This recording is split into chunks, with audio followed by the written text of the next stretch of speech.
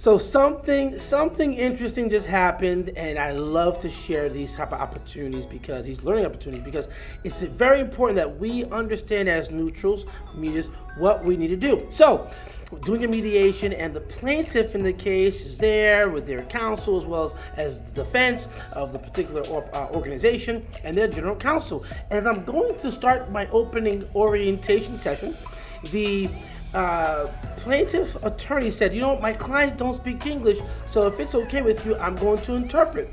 And I said, I have no problem with you translating, as long as what's being translated is done exactly as I'm saying. Is that okay? And I asked the defense if that was okay. They said yes.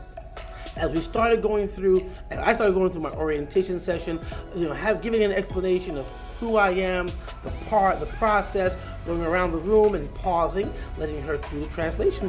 The translations are not, I speak enough of that language to understand when my words are not being translated.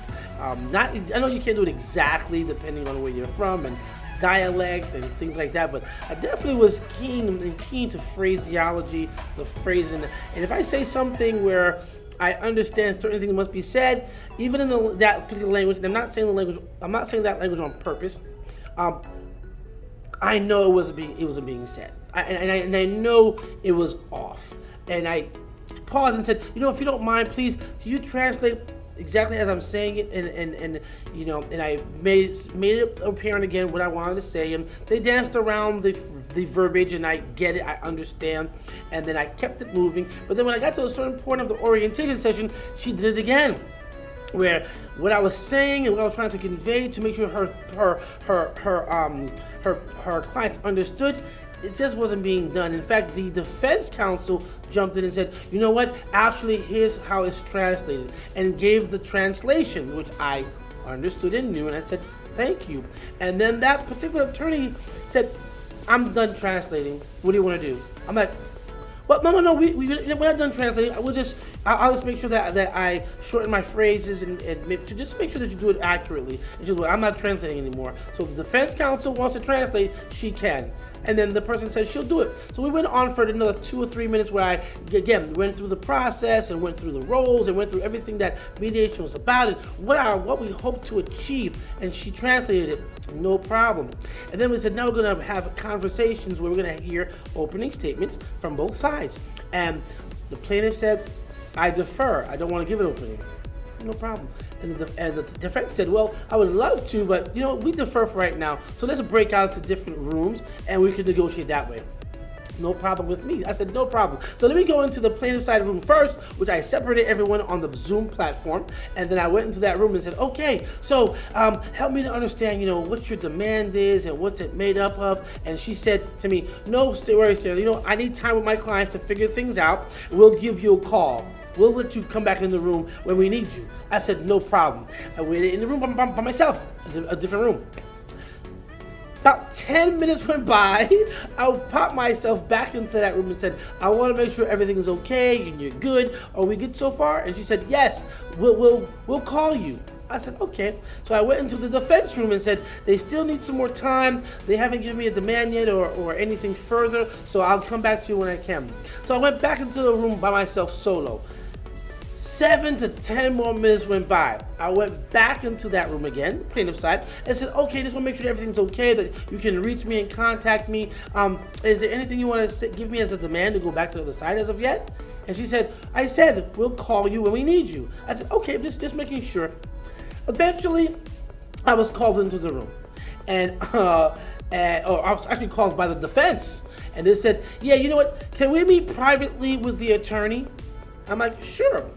Long story short, when I went to get the attorney for the plaintiff and said, okay, you know what, so if it's okay, they'd like to borrow you and speak with you privately. Is that okay?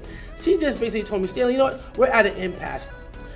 Then she said, you embarrassed me in front of my clients with my translations. I didn't like that. So actually, we're going to impasse it all together. So we're done for today. And I said, I apologize for that. I apologize for how you feel about that way, but you have to understand, I have a responsibility ethically to make sure that they understand what I'm saying exactly as I'm saying it as well. When the other side speaks, they have a responsibility to, it's beneficial if they hear what the other side has to say, so it can help make a more informed determination. Because guess what? How they speak in mediation will be different than that in court. And she said, I understand, but we're done. We're calling it an impasse. We're leaving. I said, okay. I went to the other side and I apologized and said, well, I didn't apologize. I just said, well, the other side said they didn't want to go any further anymore, no demands being given, and they're calling for the impasse immediately. And we ended it. Here's my question. Is it wrong to make sure as a neutral that the parties have a firm understanding of the opening of the mediation process? And then, if English is not their first language, should I have paused to make sure that the plaintiff and the defense understands everything that the mediation process entails, as well as, if openings were given, that they have an opportunity to understand the perspective of the other side? Now, this is a debate for many who are bilingual mediators as to mediators giving their opening statement and conducting the process in a bilingual way, which, guess what, can be done if all parties agree. But then if it gets reduced into writing, it must be in writing in the language in which it was conducted.